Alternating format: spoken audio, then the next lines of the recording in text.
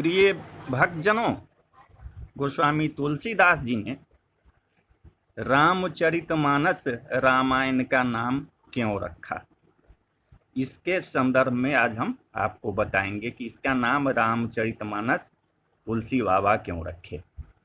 तुलसीदास जी रामचरितमानस शक संवत 1631 में लिखना शुरू किए। संवत 1631 करऊ कथा हरिपद धरि शीशा, नवमी भौम बार मधुमासा, अवधपुरी यह चरित प्रकाशा।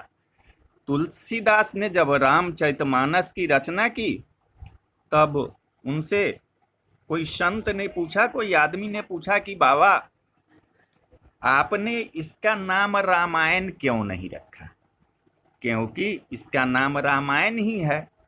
बस आगे पीछे नाम लगा देते हैं लोग, वाल्मीकि रामायण, आध्यात्मिक रामायण, आपने रामचरितमानस ही इसका नाम क्यों रखा।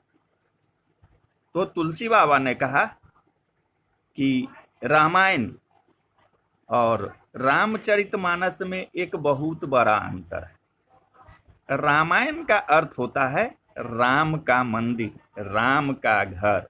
जब हम मंदिर जाते हैं तो हमें एक समय पर जाना होता है।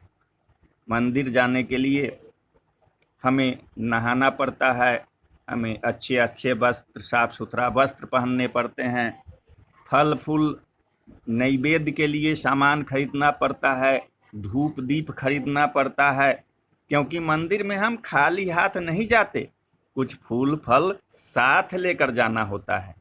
मंदिर जाने की शर्त होती है कि मंदिर साफ सुथरा होकर जाया जाता है।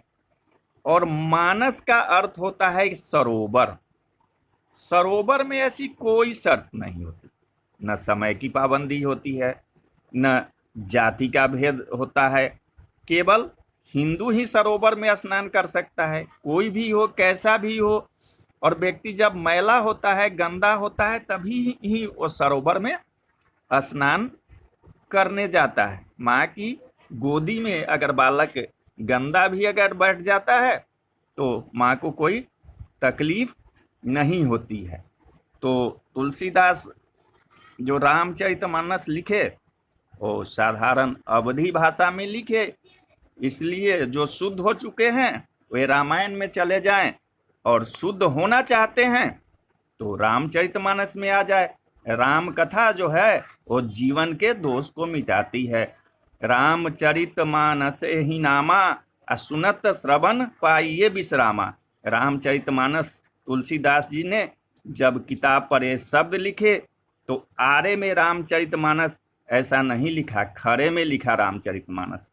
किसी ने गोस्वामी जी से पूछा आपने खरे में क्यों लिखा, तो गोस्वामी जी कहते हैं रामचरितमानस राम दर्शन की, राम मिलन की सीढ़ी है।